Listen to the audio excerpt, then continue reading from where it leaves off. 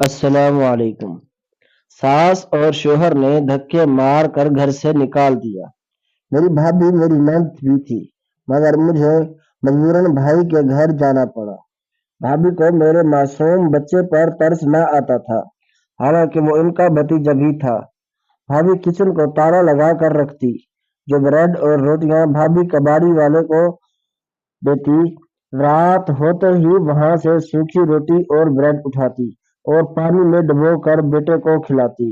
ایک روز بھابھی کی یہاں پر بڑی دعوت تھی۔ بیٹا روتا رہا، بوٹی چاہیے۔ بھابھی نے اس کے ہاتھ سے بوٹی کھینچی، میرے دل سے آہ نکلی۔ شام ہوتے ہی سارے گھر میں بھابھی کی چیخیں۔ وہ دن واقعی بہت مشکل تھا۔ میرا دل تڑپ رہا تھا اور آنکھوں میں آنسو تھے۔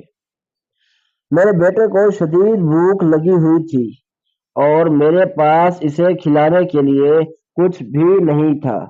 کچن میں جا کر میں نے دیکھا کہ بس کچھ سوکھی اور باسی روٹیاں پڑی ہوئی تھیں، جو شاید 2 دن پہلے کی ہوں گی، اور یہ بھی کہ میری بھابھی نے فریج اور تمام الماریوں کو تالا لگا رکھا تھا، اس لیے اور کچھ بھی دستیاب نہیں تھا۔ دل میں سوائے غم کے اور کچھ نہیں تھا، مگر اپنے بچے کی حالت دیکھ کر میں نے ہمت پکڑی۔ میں نے وہ سوکھی روٹیاں اٹھائی اور پانی کا ایک کٹورا بھر کر اپنے کمرے میں لے آئی۔ کمرے میں جا کر میں نے وہ باسی روٹیاں پانی میں بھگو کر اپنے بیٹے کو ایک ایک نوالا دے کر کھلانا شروع کیا۔ ہر نوالے کے ساتھ دل میں ایک غم تھا، مگر پھر بھی میں نے اپنے بیٹے کی بھوک مٹانے کی پوری کوشش کی۔ مگر سوکھی روٹی سے کہاں پیٹ بھرتا ہے۔ میں 3 سال سے اپنے بھائی کے گھر میں پڑی ہوئی تھی۔ میرے بیٹے کی عمر 6 سال تھی اور میرے شوہر نے مجھے طلاق دی تھی۔ آج میرے بھائی کے گھر میلاد تھا اور جب میں اپنے بیٹے کو سوکھی روٹی کھلا رہی تھی تو باہر دیگیں بانٹی جا رہی تھی، مگر مجال ہے کہ کسی نے مجھ سے پوچھا بھی نہ ہو۔ بریانی کی خوشبو پورے گھر میں پھیلی ہوئی تھی۔ میرے بیٹے کو جب بھی میں نے نوالا دینے لگی تو اس نے منہ دوسری طرف کر کے کہا کہ امی مجھے بھی بوٹی کھانی ہے، میں بھی چاول کھاؤں گا۔ تو میرا دل تڑپ اٹھا۔ میں نے کہا کہ یہ کیسی مجبوری ہے کہ میں باہر جا کر اپنے بیٹے کے لیے کچھ لا بھی نہیں سکتی۔ میں نے اس کے سر پر ہاتھ پھیرا اور کہا کہ بیٹا ابھی تم یہ کھا لو، پھر جب مامی لا کر دیں گی تب تم وہ کھا لینا۔ تو وہ رونے لگا۔ میں نے اس کو اپنے سینے سے لگا لیا، آسمان کی طرف دیکھتے ہوئے کہا کہ اے اللہ، ایک ایسی مخلوق ہے، یہ کیسے انسان ہیں جنہیں تو نے اشرف المخلوقات بنا کر اس دنیا میں بھیجا، مگر یہ تو دکھاوا کرنے میں مصروف ہو گئے ہیں۔ اے میرے رب، تو مجھے اور میرے بیٹے کو صبر دے۔ میری آنکھیں اشک بار تھی، آنکھوں سے آنسو ایسے گر رہے تھے جیسے ساون کی جھڑی لگی ہو۔ میرے بیٹے نے میری آنکھوں سے آنسو صاف کیے اور جو نوالا میرے ہاتھ میں تھا اسے خاموشی سے اپنے منہ میں ڈال دیا۔ میں اس کو اپنے سینے سے لگائے بیٹھی تھی کہ اچانک باہر سے بہت زیادہ شور کی آوازیں آنے لگی اور سب لوگ زاروں قطار رونے لگے۔ میں بہت ہی زیادہ پریشان ہو گئی، لیکن بھابھی نے مجھے باہر آنے سے منع کیا تھا، تو ایک دفعہ میں دروازے تک جا کر واپس بیٹھ گئی۔ مجھے رونے کی آوازیں تیز ہوئیں تو میں واپس اٹھی اور باہر چلی گئی۔ باہر جا کر میں نے جب دیکھا تو میرے پاؤں تلے سے زمین ہی نکل گئی، کیونکہ آج سے 3 سال پہلے جب میرے شوہر نے دوسری شادی کر لی تو مجھے رات کے اندھیرے میں سنسان گلیوں میں تنہا اپنے معصوم 3 سال کے بیٹے کے ساتھ اپنے گھر سے باہر نکال دیا۔ میرا نام فریدہ ہے اور ہم 4 بہن بھائی تھے۔ 2 بہنیں اور 2 بھائی۔ والدین کے انتقال کے بعد میں نے اپنے ہی بہن بھائیوں کو پالا اور خود شدید محنت کر کے انہیں پڑھایا، لیکن افسوس، جب میں نے ان سب کی شادی کر دی تو انہوں نے مجھے ہی تنہا چھوڑ دیا۔ میرے چھوٹے بھائی نے شادی کے فوراً بعد اپنی بیوی کے ساتھ لے گیا اور دوسرے ملک چلا گیا، جبکہ بہن شادی کر کے دوسرے شہر چلی گئی۔ اب میں اور میرا چھوٹا بھائی باقی تھے۔ میں نے اپنے چھوٹے بھائی رفیق کے لیے ایک جگہ بات طے کی تو انہوں نے شرط رکھی کہ ہمیں بدلے میں رشتہ چاہیے۔ میرے بھائی نے ضد کی کہ مجھے یہیں پر شادی کرنی ہے اور مجھے مجبوراً اس کے لیے اپنی بھابھی کے بڑے بھائی سے بات کرنی پڑی، جس کی بیوی کا انتقال ہو چکا تھا۔ اس سے شادی کرنے پڑی۔ شروع میں تو میں بہت زیادہ خوش تھی، میری ہر بات مانی جاتی تھی، جو کہ میری بھابھی کو ناگوار گزرتا۔ وہ اپنے بھائی اور ماں کو میرے خلاف آکر بکاتی۔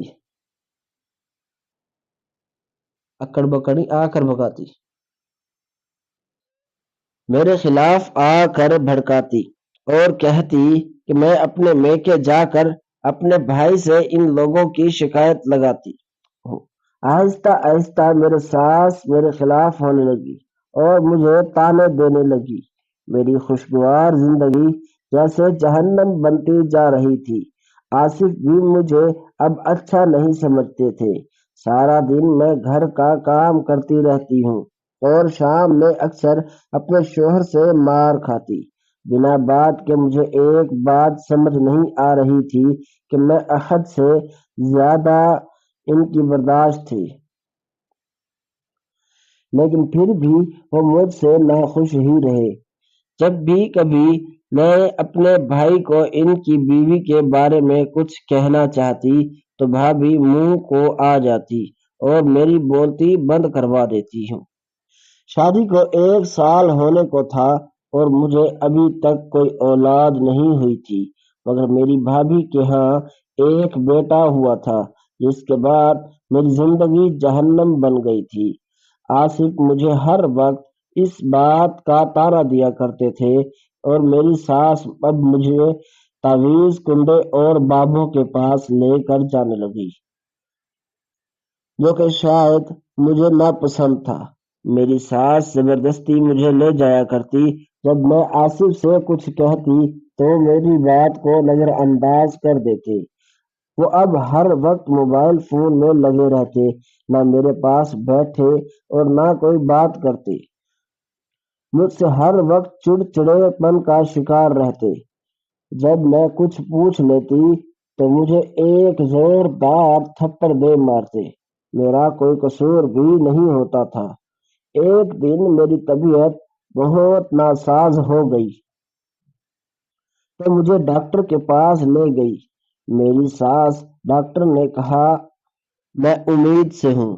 میں بہت زیادہ خوش تھی، مگر آصف کو کوئی خوشی نہ ہوئی اور وہ مجھے مسلسل بد کرداری کا الزام لگا رہے تھے اور ہر وقت منہ بنائے رہتے تھے۔ اور میری ساس شروع میں تو بہت خوش تھی، مگر دن بدن اس کا رویہ بھی بگڑتا جا رہا تھا۔ مجھے کچھ بھی سمجھ میں نہیں آ رہا تھا اور دوسری طرف میری بھابھی نے میرے بھائی کا سب کچھ اپنے نام کروا لیا تھا۔ اب جب بھی میں اپنے بھائی کے گھر جاتی تو وہ مجھے سیدھے منہ بات نہیں کرتا تھا اور باہر والے بھائی تو بالکل ہی رابطہ ختم کر دیا۔ میرے دن قریب تھے اور ڈاکٹر نے مجھے بالکل مکمل طور پر آرام کا کہا تھا، لیکن میری ساس سارا دن مجھ سے کام کرواتی اور شام کو روکھا سوکھا کھانے کو دے دیا کرتی تھی، جس وجہ سے مجھے شدید کمزوری ہو گئی اور میرا رنگ بھی پیلا پڑ گیا۔ یہ حالت تو میری اس وقت نہیں ہوئی تھی جب میرے والدین کا انتقال ہوا تھا۔ میں اپنے بہن بھائیوں کی پرورش کر رہی تھی۔ میں نے نوکریاں بھی کی تھی۔ 13 سال کی عمر سے لے کر آج میں 30 سال کی تھی۔ اپنے بہن بھائیوں کو اچھا کھلایا اور اچھا پہنایا۔ میں نے تین نوکریاں بھی ایک ساتھ کی، مگر یہ حال نہ ہوا تھا جو حال میرا آج ایک شوہر کے زیر سرپرست تھا۔ آصف تو مجھ سے بالکل ہی بدگمان رہنے لگا تھا۔ مجھے اکثر بد کرداری کے طعنے دینے لگتا اور کہتا یہ بچہ میرا نہیں ہے، اور میں زاروں قطار رونے بیٹھ جاتی۔ میں اس کے جائے نماز پر بیٹھی اللہ تعالیٰ سے یہی دعا کرتی کہ اے اللہ میرے شوہر کو مجھ سے بدگمان نہ کرنا اور میرے گھر کو ہمیشہ آباد رکھنا، اس اجڑنے نہ دینا۔ لیکن شاید اللہ کو کچھ اور ہی منظور تھا۔ ایک دن میں صبح سے لے کر شام تک کپڑے دھوتی رہی، خود سیڑھیاں چڑھ کر چھت پر سکھانے کے لیے ڈال دیتی اور پھر واپس آ کر کپڑے دھونے بیٹھ جاتی۔ میری ساس پان چباتے ہوئے مجھے دیکھتی رہی اور باتیں سناتی رہی۔ میں خاموشی سے صبر سے سب کچھ برداشت کرتی رہی، صرف اور صرف اپنے بھائی کے گھر کی خاطر، کہ کہیں میں کچھ کہوں اور میرے بھائی کا گھر خراب ہو اور ان کے بچے ماں باپ کی علیحدگی کی وجہ سے صحیح پرورش نہ پا سکے۔ بس اسی ڈر کی وجہ سے میں اپنے گھر میں جیسے گزارا کر رہی تھی، اور ویسے بھی میں مشرقی اور یتیم لڑکی تھی، جو چاہے جو کچھ بھی ہو جاتا میں اپنے گھر کو بچانے کے لیے اپنی جی جان لگا دیتی۔ میں سیڑھیوں سے نیچے اتر رہی تھی کہ میرا پیر پھسلا اور میں منہ کے بل نیچے گر گئی اور مجھے شدید درد اٹھا۔ اس وقت میری ساس نے مجھے اٹھایا، آصف کو فون کیا، مگر آصف نے کہا کہ میں مصروف ہوں اور میں نہیں آ سکتا۔ میری ساس بھی منہ بسوڑتے ہوئے مجھے ہسپتال لے گئی۔ اللہ نے مجھے بیٹا عطا کیا جو کہ کسی شہزادے سے کم نہ تھا۔ آصف اسے دیکھنے تک نہ آیا۔ مجھے ایک جڑواں بچی ہوئی تھی جسے میری ساس نے مروا دیا، کیونکہ سیڑھیوں سے گرنے کی وجہ سے ڈاکٹر نے کہا کہ دونوں بچوں میں سے کسی ایک کو بچایا جا سکتا ہے۔ مجھے اس بات کا علم نہیں تھا۔ میں جڑواں بچوں کی ماں بننے والی ہوں، تو میری ساس نے ڈاکٹر سے کہا تم ایسے کرو، بیٹا بچا لو اور بیٹی کو ختم کر دو۔ ڈاکٹر نے ایسا ہی کیا۔ اس بات کا علم مجھے کچھ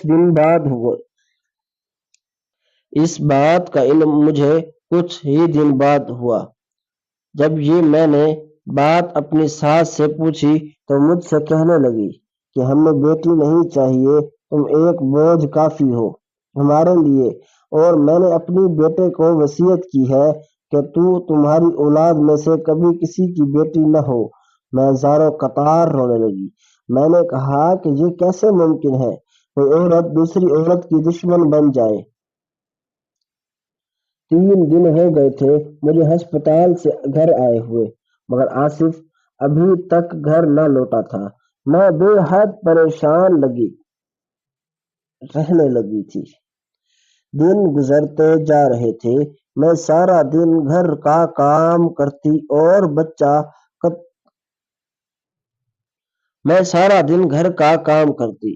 بچہ کھچا وقت اپنے بچے کے ساتھ گزار دیتی۔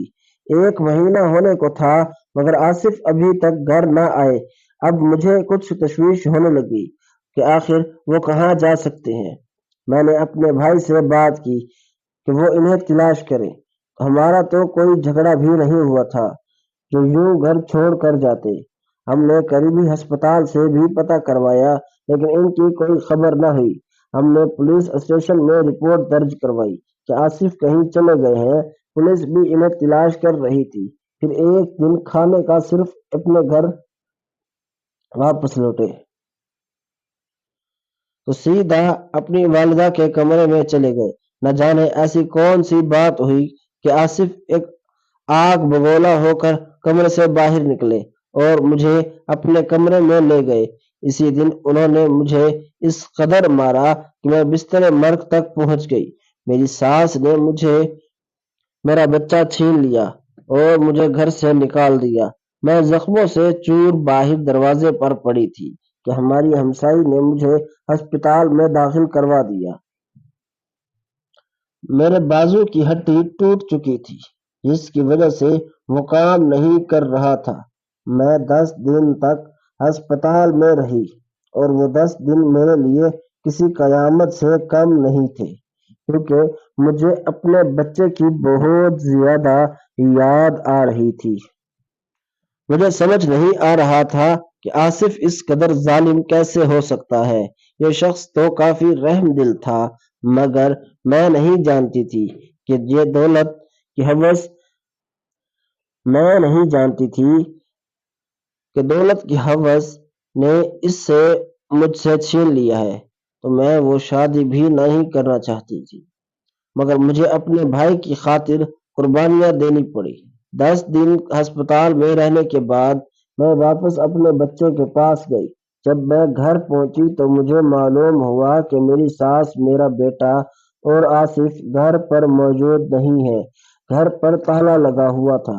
میں نے آس پڑوس سے پتہ کیا تو معلوم ہوا کہ وہ لوگ تو ضرورت کا کچھ سامان لیے کہیں چلے گئے ہیں۔ میں بے حد پریشان ہو گئی اور وہیں پر روتے پیٹتے بیٹھ گئی کہ اتنے میں ایک بہت بڑی گاڑی میرے پاس آ کر رکی اور اس میں ایک عورت جس نے سیاہ سفید کپڑے پہنے ہوئے تھے نیچے اتری اور مجھ سے معلوم کرنے لگی۔ میں نے اسے ساری حال حقیقت بیان کی تو مجھ سے کہنے لگی، میں تمہارا بچہ واپس دلواؤں گی۔ میں نے آصف پر کیس کر دیا ہے کہ وہ بنا بتائے مجھ سے میرا بچہ چھین کر لے گیا۔ آصف کی کورٹ میں پیشی ہونے لگی کہ 3 سال تک اور میں 3 سال تک اس عورت کے گھر پر رہی۔ میں اس کے گھر کا کچھ تھوڑا بہت کام کر دیتی اور وہ اسی بنا پر میرا کیس لڑ رہی تھی اور آخر کار کیس جیت گیا۔ آصف نے مجھ سے راضی نامے پر سائن کروا کر مجھے اپنے گھر لے گیا۔ گھر جا کر اس نے مجھ پر بے تحاشا ظلم کیا۔ 1 مہینہ میں اس کے ساتھ رہی اور اس نے میرے جسم کا ہر ایک حصہ نوچ ڈالا۔ وہ میرے بازوؤں پر سگریٹ کے نشان لگاتا اور اس نے میری کیس کرنے کے تمام بدلے مجھ سے لے لیے تھے اور میں پاگل بھی راضی نامے پر سائن کیے اس کے گھر آ گئی، حالانکہ میں اس کی حقیقت کو جانتی تھی کہ آصف مجھے اس بات پر کبھی معاف نہیں کرے گا۔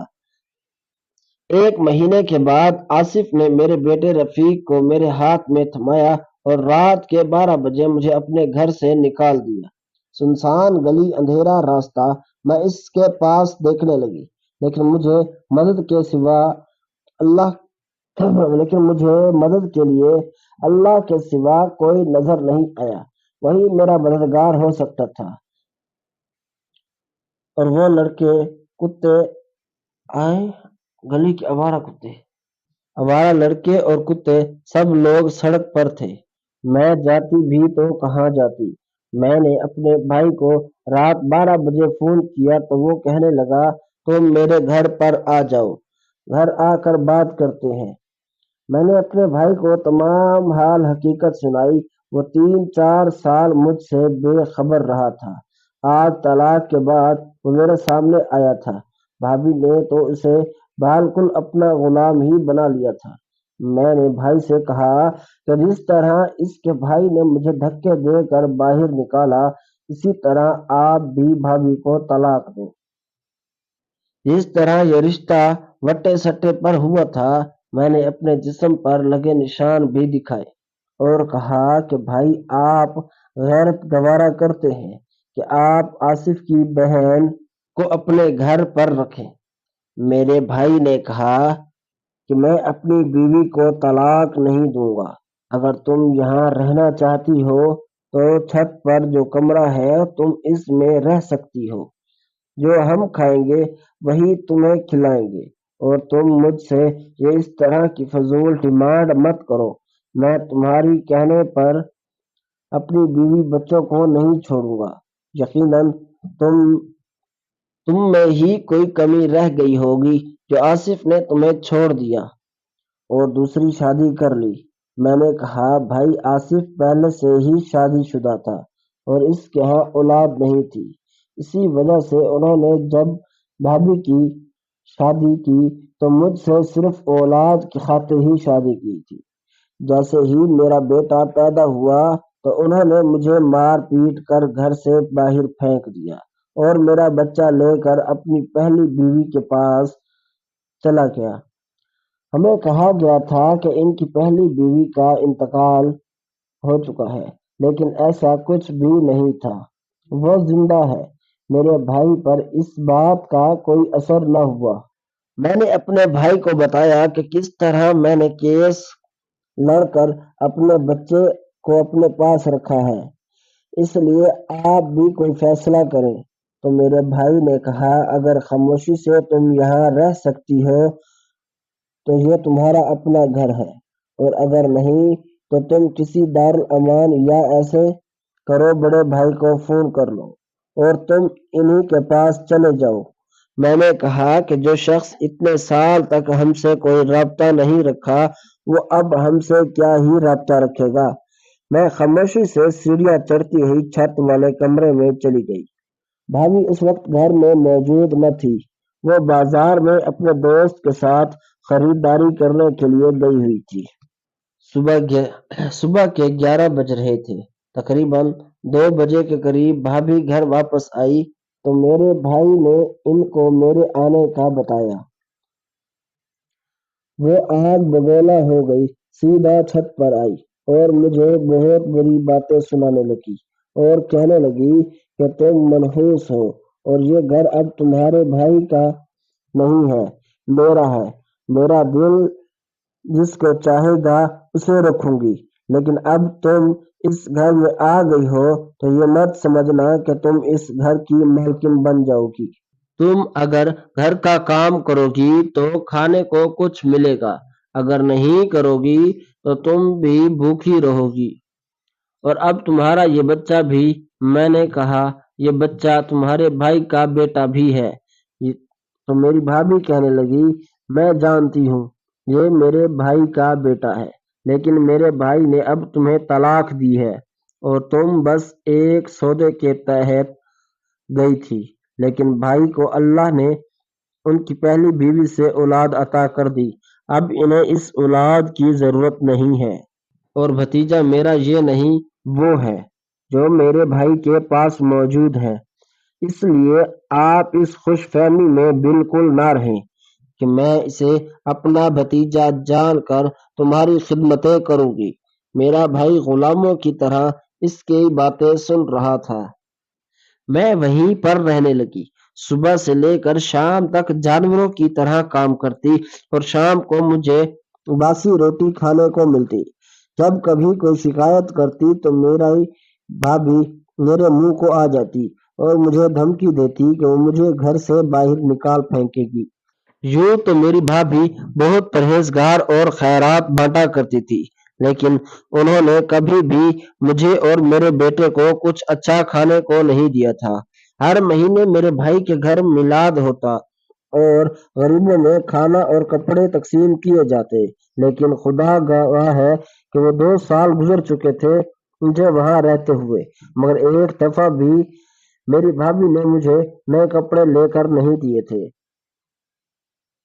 وہ کپڑے جو اپنی اتران وہ پھینک دیا کرتی وہ مجھے دیا کرتی تھی، اور میرا بیٹا بھی میرے بھائی کے بچوں کے اترے ہوئے کپڑے پہنا کرتا۔ جب میں باہر کہیں کام کی تلاش میں جاتی تو میری بھابھی مجھے دھمکی دیتی کہ اگر میں نے کہیں اور کام کیا تو مجھے اپنے گھر سے نکالے گی۔ اس بات کا خوف مجھے دن بدن کھائے جا رہا تھا۔ 3 سال ہونے کو تھے مگر میری بھابھی کا رویہ ٹھیک ہونے کی بجائے خراب ہی ہوتا جا رہا تھا۔ تازہ کھانا تو ہمارے کبھی نصیب ہی نہیں ہوا تھا۔ روکھا سوکھا کھا کر میرا بیٹا بھی بڑا ہو رہا تھا۔ اکثر مجھ سے سوال کرتا کہ امی ہم ابو کے گھر کب جائیں گے؟ تو میرے پاس اس سوال کا جواب دینے کے لیے کچھ نہ تھا۔ حالانکہ میرا شوہر آصف اچھا خاصا کھاتے پیتے گھر سے تعلق رکھتا تھا اور بہت بڑا بزنس مین بھی تھا۔ اس نے میرے بیٹے سے حق چھینا تھا۔ اس کا جب کبھی میرا بیٹا میرے بھتیجوں کے ساتھ کھیلا کرتا اور ان کو چوٹ وغیرہ لگ جاتی تو میری بھابھی انہیں پیٹ دیا کرتی تھی، اور اگر مجھے کچھ کہہ دیتی تو وہ مجھے بھی بہت سی باتیں سنایا کرتی تھی۔ میں بے بس تھی۔ ایک دن میرے بھائی کے گھر میلاد تھا اور باہر بریانی کی دیگیں بانٹی جا رہی تھی۔ میں اور میرا بیٹا جو اب 6 سال کا ہو چکا تھا زاروں قطار رو رہا تھا کہ اسے بھوک لگی ہے۔ میں اپنے بیٹے کو سمجھا رہی تھی کہ بیٹا کچھ دیر صبر کرو، میں یہ مہمان چلے جاتے ہیں تو تمہیں کھانا دوں گی۔ لیکن وہ تو بچہ تھا، چپ کرنے کا نام ہی نہیں لے رہا تھا۔ آخر کار میں نے کچن کا رخ کیا۔ جب میں کچن پہنچی تو وہاں تمام الماریوں کو تالا لگا ہوا تھا اور فریج کو بھی تالا لگا ہوا تھا۔ کچن میں سوائے پانی کے اور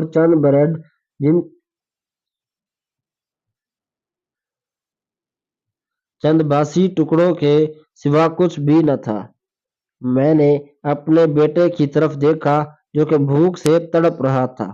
میں نے ایک طرف کٹورے میں پانی بھر لیا اور وہ بریڈ کے ٹکڑے اٹھا کر چند ایک روٹی کے ٹکڑے تھے خشک وہ بھی اٹھا لیے اور چھت پر لے گئی۔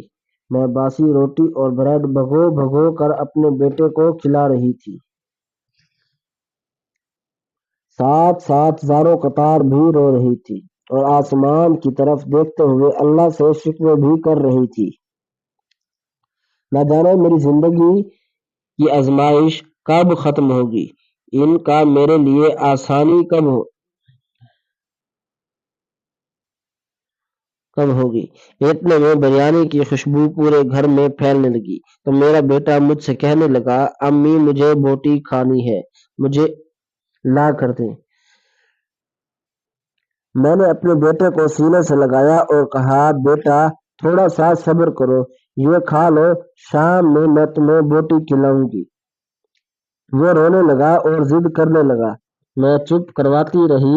یہ سلسلہ جاری تھا کہ اچانک باہر سے چیخنے چلانے کی آوازیں آنے لگی۔ اچانک رونا پیٹنا بھی شروع ہو گیا۔ میری بھابھی نے مجھے سختی سے منع کیا تھا کہ میں باہر نہ نکلوں، کہ میں باہر نہ جاؤں، اور لوگ ان سے طرح طرح کے سوال کریں گے۔ میں نے کھڑکی سے جھانک کر دیکھا لیکن مجھے کچھ بھی نظر نہیں آیا۔ رونے کی آوازیں تیز ہونے لگی۔ میں بہت گھبرا گئی۔ میں نے اپنے بیٹے سے کہا کہ بیٹا تم یہ کھاؤ، میں تمہارے لیے بوٹی لے کر آتی ہوں، اور تم نے کمرے سے باہر نہیں نکلنا۔ جب میں گھر سے باہر نکلی تو میرے 2 ہوش ہی اڑ گئے، کیونکہ زمین پر 3 لوگوں کی لاشیں پڑی ہوئی تھی جو کہ مکمل طور پر جلی ہوئی تھی۔ انہیں دیکھ کر میں بہت زیادہ پریشان ہو گئی۔ میں تھمتھماتے قدموں کے ساتھ آگے بڑھی اور جب میں نے دیکھا وہ جلے ہوئے انسان کون ہے تو میری جان ہی نکل گئی، کیونکہ وہ لوگ کوئی اور نہیں، میری ساس، میری بھابھی اور میرا شوہر تھا۔ میرا بھائی میری بھابھی کے سر پر بیٹھا زاروں قطار رو رہا تھا۔ میرے بھتیجے بھتیجیاں بھی رو رہی تھی۔ محفل میں موجود تمام لوگ استغفار کر رہے تھے۔ یہ سب کیا ہو گیا؟ اتنے میں ایمبولینس آ گئی اور انہیں ڈال کر ہسپتال لے جایا گیا۔ مجھے اندر کی کہانی بھی معلوم نہ تھی۔ جب ہسپتال پہنچے تو معلوم ہوا کہ بھابھی کی والدہ یعنی میری ساس انتقال کر چکی ہیں اور بھابھی کا تمام حصہ چہرے سمیت جل چکا ہے، لیکن ان کی جان بچ گئی ہے، جبکہ میرے شوہر کی ٹانگیں پہلے ہی کٹی ہوئی تھی اور ان کا حصہ بھی جل چکا تھا۔ جب میں نے اپنے بھائی سے پوچھنے لگی کہ آخر یہ کیا ماجرا ہے تو وہ زاروں قطار رونے لگا اور کہنے لگا شاید تمہارے ساتھ کیے گئے ظلم کی سزا ہمیں ملی ہے۔ میں نے اپنے بھائی کو غور سے دیکھا اور کہا بھائی میں نے تو آپ کو کبھی بد دعا نہیں دی، تو وہ کہنے لگا اللہ تو سب دیکھ رہا تھا، مجھے سب کچھ معلوم تھا، پھر بھی میں نے اپنی آنکھیں بند کی ہوئی تھی۔ تمہاری طرف سے جو تم پر جو ظلم ہوا، میری بیوی نے جو جو کیا، تمہارے شوہر نے جو جو کیا، اس تمام باتوں کا مجھے علم تھا، مگر میں تمہارے لیے کچھ نہ کر سکا۔ میں نے کہا بھائی آپ سے کبھی شکایت نہیں کی، آپ مجھے بتائیں کہ آخر محفل میں ایسا کیا ہوا تو اتنے لوگ جلس گئے۔ تو بھائی مجھ سے کہنے لگے کہ فریدہ جب ہم لنگر تقسیم کرنے لگے تو نہ جانے کہاں سے آگ نے چنگاری اڑ کر قالین پر لگی۔ ہم لنگر کی تقسیم کرنے میں مصروف تھے اور لوگوں میں کپڑے تقسیم کرنے میں، لیکن اچانک سے دھواں اٹھنے لگا اور تمہاری بھابھی کے کپڑوں کو آگ لگ گئی۔ ہم نے بجھانے کی بہت کوشش کی مگر نہیں بجھ سکی۔ اتنے میں میری ساس اور میرا شوہر آصف بھی آ گئے۔ وہ لوگ بھی مجھ سے معافی مانگتے ہوئے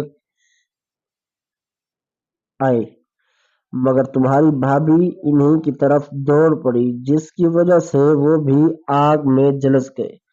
تمہاری ساس کا تو فوراً ہی انتقال ہو گیا، جبکہ آصف تمہاری بھابھی بچ گئے ہیں۔ میں نے کہا بھائی یہ آصف کی ٹانگوں کو کیا ہوا ہے؟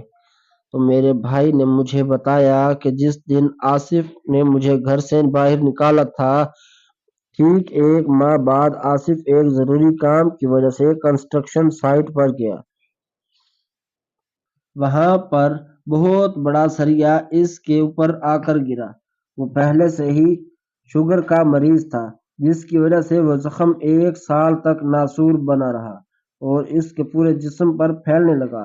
ڈاکٹر نے بتایا اگر جلد از جلد ان کی ٹانگیں نہ کاٹی گئی تو ہو سکتا ہے کہ ہمیں ان کے جسم کو جگہ جگہ سے کاٹنا پڑے، تو بہترین اسی میں ہے کہ ٹانگیں کٹوا دی جائیں۔ زخم کے ناسور بننے کی وجہ سے اس کی ٹانگیں کٹ گئی۔ گھر آ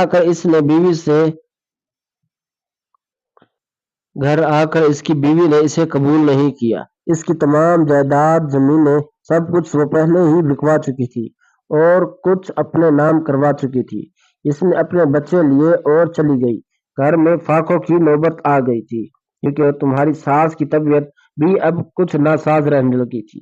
انہوں نے مجھے فون کیا کہ میں تمہیں یہ سب کچھ بتاؤں اور وہ تم سے معافی مانگنا چاہتے ہیں، اور میں ایسا کرنا چاہتا تھا، لیکن تمہاری بھابھی نے مجھے روک لیا اور کہا کہ میں تمہیں کچھ بھی نہ بتاؤں۔ اگر تمہیں بتا دیا تو شاید تم یہاں سے چلی جاؤ اور ہماری مفت میں ملی ہوئی کام والی بھی چلی جائیں۔ مجھے اپنے بھائی پر شدید غصہ آ رہا تھا کہ کوئی بھی بھائی اس قدر ظالم بھی ہو سکتا ہے۔ جو بھی تھا میں بھائی کی بڑی بہن تھی، اس نے اسے اپنے بیٹوں کی طرح پالا تھا۔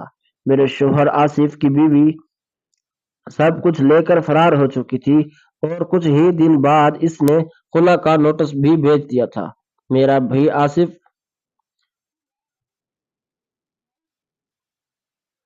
بھی آصف سے اب کوئی تعلق نہیں تھا۔ آج آصف اور اس کی ماں مجھ سے معافی مانگنے آئے تھے، مگر اللہ کے عذاب کی گرفت میں آ گئے۔ بھابھی بھی مکمل طور پر جلس چکی تھی، جو کبھی اپنی خوبصورتی پر اتنا ناز کیا کرتی تھی اور اپنی دولت پر آج کچھ بھی ان کے کام نہیں آ رہا تھا۔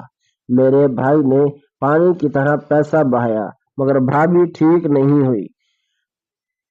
میں نے آج سے دل کو معاف کر دیا اور اپنے بھائی کے گھر پر ہی رہنے لگی۔ میرے بھائی نے مجھے معاف کیا، اس گھر میں موجود میرا حصہ مجھے دے دیا۔ میرے درمیان میں جو دیوار کھڑی تھی اور اپنے بیٹے کے پڑھایا لکھایا۔ وہ 6 سال کی عمر کے بعد سکول گیا۔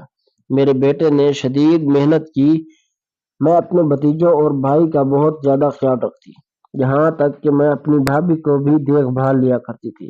میری بھابھی کا وہ حسن، وہ چہرہ واپس تو نہیں آیا تھا، مگر ان کی طبیعت پہلے سے بحال ہو تھی۔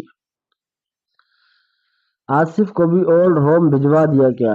اب میں خوشحال زندگی گزار رہی تھی۔ میری تمام تکلیفیں دور ہو چکی تھی۔ میرے بیٹے نے اتنی محنت کی اور وہ اسکالرشپ پر ملک سے باہر پڑھنے چلا گیا۔ میرے بھائی نے میرا خیال رکھنا شروع کر دیا تھا، اور بھابھی بھی ندامت کے آنسو لیے ہر وقت روتی رہتی تھی، کیونکہ اب کام کرنے کی قابل نہیں تھی۔ وہ ہر وقت چار پر ہی لیٹی رہتی تھی، کیونکہ اٹھنا اب ان کے لیے محال تھا۔ ہم نے میری بڑی بھتیجی کی شادی کر دی، اور کچھ ہی دنوں بعد میرا بیٹا بھی واپس آیا۔ اسے پاکستان میں انجینئر کی ایک بہت بڑی نوکری مل گئی۔ میرے تمام غم دور ہو چکے تھے۔ میرے شوہر، میری بھابھی، میری ساس اور میری بہن بھائیوں نے جو کچھ بھی میرے ساتھ کیا تھا، میں نے ان کو دل سے معاف کر دیا تھا۔ یہ ان سب کا ظرف تھا، یہ میرا ظرف تھا۔ میرے بیٹے نے میری چھوٹی بھتیجی سے شادی کر لی، جو کہ میری بہت زیادہ عزت کرتی تھی، اور میرے بیٹے نے میرے تمام غموں کا مداوع کر دیا۔ اکثر ہم اپنی خوشیوں کو قربان کر کے اپنی بہن بھائیوں کی پرورش کرتے اور ان کی ضروریات کا خیال رکھتے۔ ان کو اپنے والدین کے بچھڑنے کا غم نہیں ہونے دیتے تھے، ان کی ہر خواہش کو پورا کرتے تھے۔ لیکن جب ہماری کو اپنی باری آتی تو شاید وہ سب ہمارے کیے احسانات کو بھول جاتے۔ میرے ساتھ بھی کچھ یوں ہی ہوا۔ جن بہن بھائیوں کو میں نے آسائشیں دی تھی، انہوں نے مجھے بدلے میں سوکھی روٹی اور پانی کا ایک کٹورا ہی دیا تھا۔